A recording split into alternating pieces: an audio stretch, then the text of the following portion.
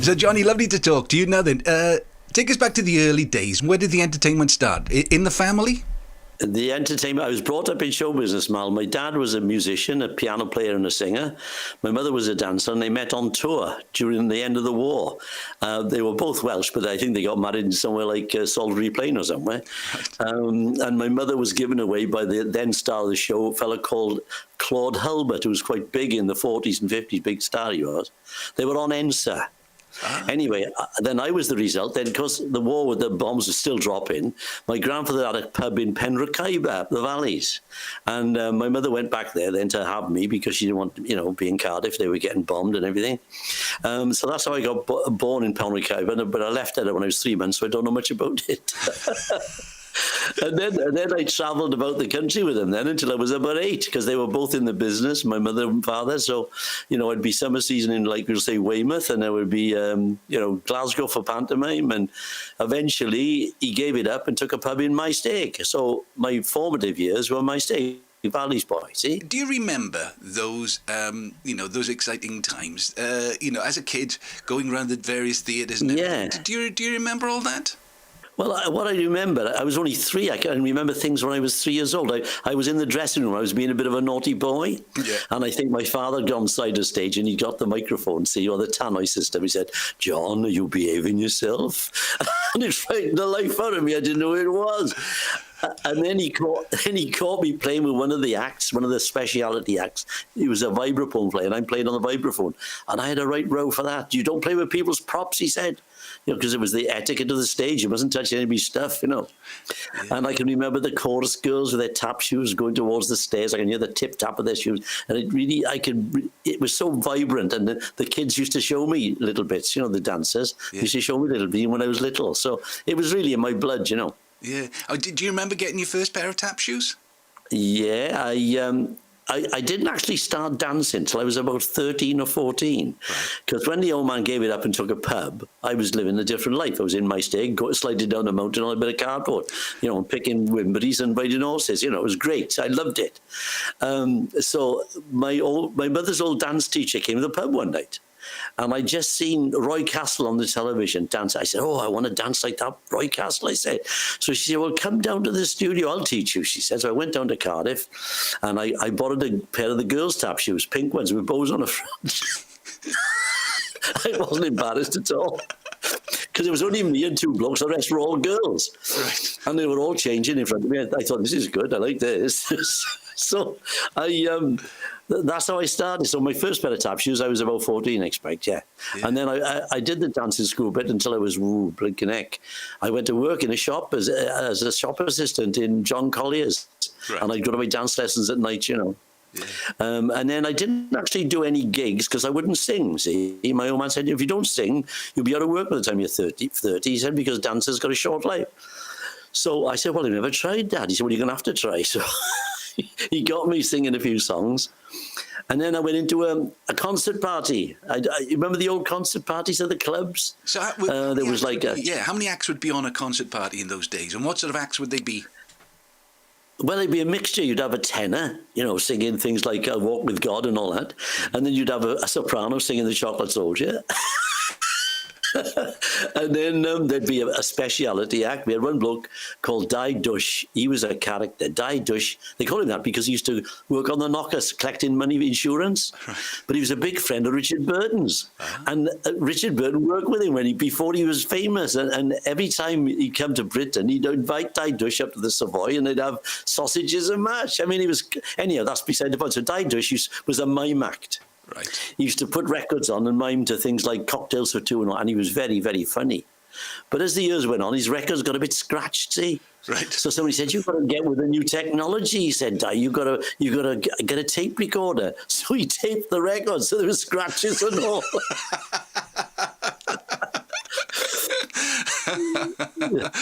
Right, so you've got a speciality act, you've got a tenor, you've got a soprano. What about the... My old man... Well, my old man was on piano as well, and then I was doing my singing and dancing, of course. Mm. So we'd all do our little items, and then we'd do a couple of songs together, and we'd finish up with a bit of a medley of songs, Mm. Mm. And then there were lots of these concert parties about. There was one called the Ronda Revelers, Right. I can't remember all the names. There were loads of them. Everybody had one of these. What were you called? We were called the Debonaires. The Debonaires. And the bloke, and the guy who ran it was a fellow called Jack and Gwyn, and they used to play guitar and sing. You know, they were a pair of characters. I mean, Jack was a bit of a grey Lothar. He had a little pencil moustache, you know, right. And he was very dapper. And I think he fancied the soprano. If you go backstage, you find him a bit, up to no good with the soprano. And we'd all go off in the same car, you know. We'd all be dressed up for the show, all in dicky bows and dress suits. Yeah. When you think about it, middle of the summer, perhaps, you're going to dress and dicky in a car. The four of us in a Ford Popular, you know what I mean? So what about gear when you got there? Because these days, when I used to do the clubs, we used to go in a massive van. We'd have PA systems, drum and everything. What did you take with you, or did you have gear in the club itself? Well, this is before the good stuff. I mean, we used to take potluck on the gear that was in the club. I mean, and usually it was awful, you know. I mean, it was just some little old tannoy system they used for the bingos. It was up to you. But I suppose people weren't used to the big sounds then, so you got away with it. Do you know what I mean? Yeah. But no, it wasn't very easy singing in those days. But we didn't take any notice because it's all we knew. Yeah, and because when we started doing this on the radio, Brian from the Rydvelin non-pol club, he remembers you going there with your dad, and you doing a Frankie Vaughn impression. Now, how old were you when you were doing that? Well, I was about 18, I suppose. I mean, I looked like Frankie Vaughn, see? I looked like a young Frankie Vaughn. Right. So I used to do Give Me the Moonlight, and the old women used to love it, see, because he was a big star in their days, in the 50s. Yeah. So I'd do Give Me the Moonlight and Tower of Strength and all this stuff. And they loved all that. So I was the young Frankie. But the funny thing is I met him years later. He was a great man, you know. He's a really lovely bloke, was Frank. I mean, he was my idol, of course. And then I never thought I'd ever meet him, but I met him a couple of times. Yeah. And later on you took that act and you toured it around theatre and everything. But I'm going back to those early days. You learned your craft, didn't you? You know, I sometimes feel sorry for some of the X Factor and the talent kids who don't get a chance. You know, you don't touch people's props. You know, you wait your turn. That's right. You behave properly behind stage unless you're the tenor going for the soprano. Obviously, that's but that's nothing ever changes on that front. But you learned your craft, didn't you? You learned your stage craft. If you didn't have a microphone, how do you grab an audience? You know, if it's a big hall without the gear, you've got to work really hard to make sure you keep an audience. Well, that's right. And the thing is, the club training was fantastic because you had some good audiences, but you also had some hard audiences. So you learned how to control a crowd, really. But like the etiquette we learned on the stage, my parents were theatre people, of course. Yeah. So like when you did your band call, for instance, you'd go in and whoever put their books down first, irrespective of who you were, you got your band call first. Even if the star was Tom Jones, you'd still go first because you put your books down first. So little things like that, like of the etiquette. And my mother would say, never go on the stage without polishing your shoes. She was a stickler for all that. Yeah. Well, and then we had all those, very superstitious, the showbiz fraternity, and we used to have a lot of superstitions. Did you ever come across those, Mal? Yeah, I'm trying to think. Obviously, you break a leg, don't you? You don't wish anybody luck when they go on the stage. Do you know where break a leg comes from? No. Everybody thinks it's a leg on your body. Of course. It's not at all. You know the legs on the side of the stage, they call the little curtains that come down on the sides, they call legs, okay? Right. And apparently it comes from what I'm told, that, I don't know if it's theatre in London, but the audience clapped so much, one of these legs fell off. And that's where it comes from. People think it's your legs, it's not your leg at all. Do you know where winging it comes from? No, I don't. Because, I mean, so much of my life has been winging it. Yeah. Is it being on an aeroplane, do you think? Do you think it's an aeroplane? It's not an aeroplane. Winging it. Don't know where it comes from. It's from the old days of repertory theatre. Oh, right. You had to learn 3 or 4 plays all at the same time. Well, you couldn't. Yeah. No matter how good your memory is. So you used to do your part, da-da-da-da-da-da. Yeah. Then you'd walk off. Then you'd run to the wings to get your next bit of script. Wow. I'm coming on over there. Right, I've got to go over there. Next bit of line. And then you'd wing it. So there you go. I love all these things. It's like the green room. You know where that comes from? No idea. Well, you know, what's the theatre they built in London? The old theatre they rebuilt it. Where they used to do the Shakespeare in London. What's it called? They're not the Rose or whatever it's called. I know the Globe. The Globe. The Globe, yeah. The Globe. Well, where they paid the money to go in, right? The box office, that's another thing. There was a little box you put your money and your penny in, and the green room was the field outside. That's where you went. I played some clubs like that. Yeah, I love all these stories. They're great. Yeah, some of those facilities. Then, I mean, let's go back to the really early days. So you sometimes have a drummer and an organist. That seems to be pretty staple in most clubs in the valleys, at least. Yeah, I was lucky because my father could read music, but if he couldn't come, you were in trouble because half of them couldn't read the echo. Right. Never mind. I remember going to one club. He said, "Oh, I can't read this music." I said, "What do you mean?" "Well, it's all handwritten stuff. I only read the one with the pictures on the front." I said, "What? He followed the words, see?" He's the best kids. And the drummers, I mean, there was one bloke, he was playing the wall at one point. He's like, it's in the wall. You'd have some right characters. And then you'd get lucky and you'd go, where there'd be some good musicians, you know. But generally, it wasn't easy work. And we had fun. We had a dear friend in common, Chris Needs, and Chris made his for years was just in various clubs going around, and obviously he could read and he could do the whole thing. So as you say, sometimes you got lucky, sometimes. Well, I first met Chris Needs in Tyebach Workman's Club. Yes, he was the organist there. Really? And that's right. That's the first time I met Chris. I was at the rugby club with the band, and it was a very exciting gig, and they were very very spontaneous. Yeah. And I noticed that because when you did a club, they had lots of tables going in lines, didn't they? The stage. So I thought it would be a really good idea to step off the stage with my electric guitar as I'm doing a solo and walk down the middle, because I had a very long lead. Might have even had a radio mic at that stage for the guitar. I thought it'd be really good to walk down through them, and, doing all the stuff, And what I didn't realise was, instead of the tables having 4 legs on each corner, it had one leg right in the middle. Oh, God. So I stepped off. I got 3 tables along and up for this. And that was the end of that. The boys were very sympathetic. They couldn't stop laughing. The boys in the band, they thought it was very funny. But I don't think they've forgotten it. This is a Tyebach rugby club, so Tyebach has played a lot in both of our minds. What about some of the in those early days, because the people who controlled the clubs, the club secretary, and we paid off Tom Jones. I mean, every club I ever played had paid off Tom Jones. I think that's right. Yeah, par for the course, isn't it? The green flying bed was. That's the one where they said they paid him off. I went, we paid Tom off, yeah. I went to one in Swansea. What was the one in Swansea? It was a hard club. It was Clace. Oh, right. It was like singing in a furniture shop. There was carpet everywhere. There was no acoustics. It was awful. The sound was awful. We paid off Normal Wisdom. I said, you should be ashamed of yourself. I was a genius. I said. First time I played a place called the Tea Newydd Labour Club. Oh, I done that one. Did it right at the top of the valley. Yeah. I walked in. I'm going to have to find somewhere. I'm going to have to bleep one of the words out here. Okay. So, because obviously, my church background, but it left a lasting impression on me. I walked in and I'd never met the club secretary before. And I walked onto the stage and he turned around and he said, "See that toilet over there?" I went, "Yeah." He said, "Well, Tom Jones in there." And I never quite got over it, to be honest. But anyway, it was a good night at the Tea Newydd Labour Club, and always had a warm welcome. But those club sex, I mean, there were lots of real characters, weren't there? Oh, I tell you. Well, the concert sec at the Tea Newydd was a fellow called Emrys. Do you remember Emrys?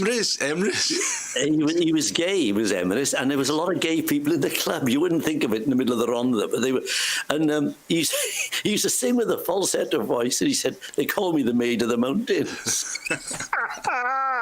and his mate on the organ, he had not only too kind, but he had a toupee that didn't fit very well, and he was gay as well. I said, "Where's the musician?" He said, "Madam will grace you with a presence in a minute." They were very accepting places, weren't they? Oh yeah. I remember taking some friends from Wimbledon. Yeah. I think it might have been to the Glencorrwg Workmen's Hall. for a special post-Christmas do. We had they were staying with us at the time, so they came up, and they were sat on the long tables. Yeah. And they turned to the guy and said, "Drug squad, are you?" He went, no. I'm with Mal and the band. You know, I mean, they weren't cross that they were drug squad. They were just trying to make conversation. Yeah. They're talking about the club sex. I was in a club. I think it was in my stig, and there was this guy who was the concert secretary. He's a funny-looking bloke, and I'm halfway through my act, and he comes up on the stage and he grabs the mic off me. He says, "Have a whiff, boy." In the middle of a song, right? So he takes this mic and he starts doing announcements. He said, "People have been stealing the toilet rolls out of the toilets, boys. I'm not having it." And he said, "Di," or whatever his name was, "his funeral's next week. If you want to go, put your name on the wall." "Okay," he said, and handed me the mic back. "Carry on." So I came off. I was filming now, and I said to the comic, I said, "That bloke," I said, "he was up there. Did you see what he did to me?" He said, "That's nothing." He said, "He had a jumble sale when I was on."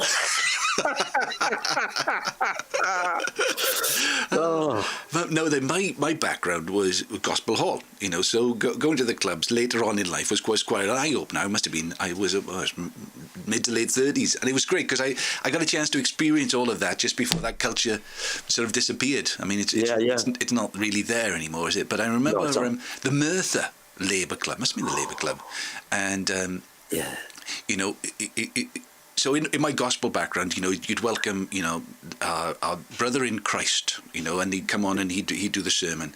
Yeah. But it was very similar in the clubs. I'd love to welcome our brother in show business. So and then instead of having a prayer, you know, that everything dropped silently for prayer in a chapel or a gospel hall, it was for the bingo. The bingo was absolute silence. Bingo was top of the bill. They talk all through your act, but the bingo was sacrosanct. You're making it. Oh God! Yeah. So we've done the club secretaries, some of the musicians. What about the speciality acts that you maybe bumped into along the way? We often had a comic, you know, a staple, isn't it? Yeah. Because that's an easy thing to do in a club, I suppose. You turn up, you've got a microphone, you don't need too much equipment. But I tell you what, there was no blue gags in those days. They wouldn't swear and F and blind like they do now. Yeah. I mean, there was a bit of respect in a way, but they were funny men. Yeah. There was one bloke I worked with called, what was his name now? Evan John, and he was about 4'2". Right. And he was a very funny little comic, and at the end of his act, he'd finish it by playing a mouth organ with his nose. I will now give you a nose solo, he said. And he get the mic and he get the and he'd go, "Oh, overhead, the moon is beaming," with the microphone to his nose. And then there was another comic then called Phil Holmes, I think it was, and he was very, very left wing, was Phil, right? So we're going to do a conservative club one day. So Jack, the leader of the concert party, said, "We can't take Phil," he said. He said he does all jokes against Churchill. He said. So he said, they'll lynch us if we do the job. So he told him a lie. He said it had been cancelled. Right. So I go in now to the club, and he put some other comic, I think, and we pull into a station for, I guess, some petrol. And we're there in dress suits, so we're very conspicuous, right? And all of a sudden, he sees Phil. He said, "Oh, look out, there's Phil." He said, "If he sees us, we're in trouble. Quick, put these on," he said. And he pressed a button, and all his sunglasses fell out of the glove compartment. His mother's, his wife's, his daughters, and we stuck them on. Because when somebody says so, you do it. Put all these stupid glasses on. And drove out to this place. We must have looked ridiculous. It's like the Blues Brothers on tour. What about magicians? Did you have any magicians on your tours? We did have one. What was his name? Chalky White. No one Chalky White. He used to play the musical saw. There was this one bloke, I think he's called Whit Monday. I think he was called Whit Monday. Right. And he used to do a thing where you get somebody to give him a nice handkerchief or something out of the audience. Yeah. And he'd set a light to it. See? He's supposed to like make magic it back to normal. And this bloke came in with a lovely silk hanky, and he burnt a hole in it, and he said, "I'm sorry, it went wrong." He said,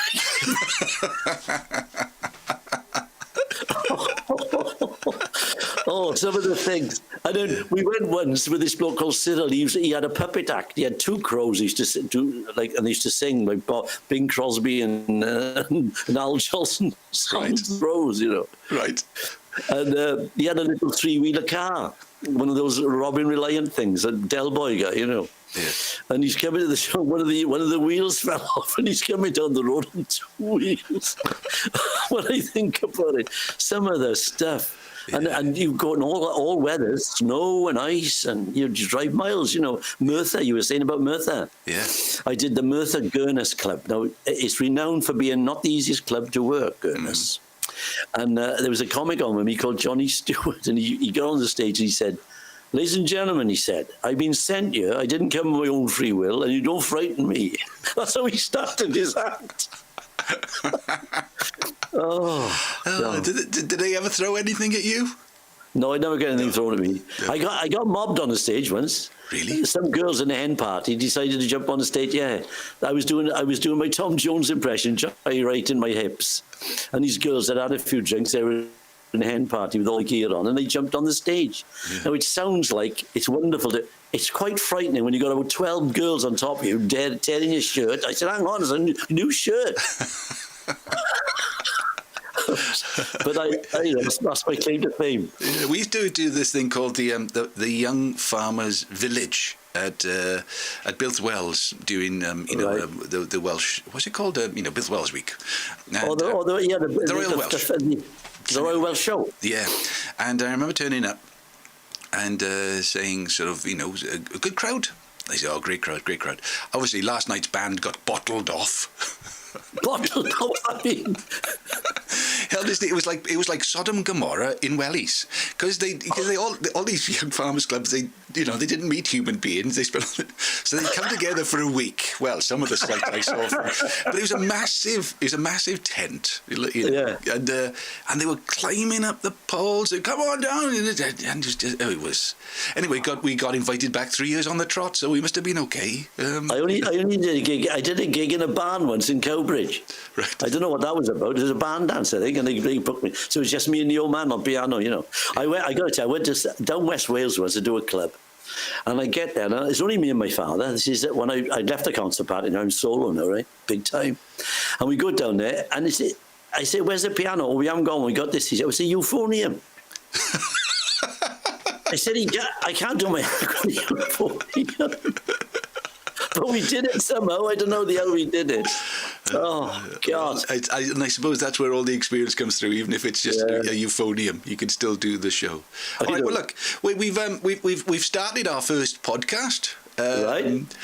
Some of the stories. I suppose if anybody's listening now and wants to ask any questions, if they drop us an email or a comment on the video below, or send us a message on Facebook or to our Twitter accounts or anything like that. It's Tudor Johnny on Twitter, isn't it? at Tudor Johnny. Yeah. And at Malpope on most of them, Instagram and all those as well. If you've got any questions, but we might return to the whole thing about working in the clubs. But obviously, there's a long way to go from the Reedvelin Non-Pole Club to the London Believe.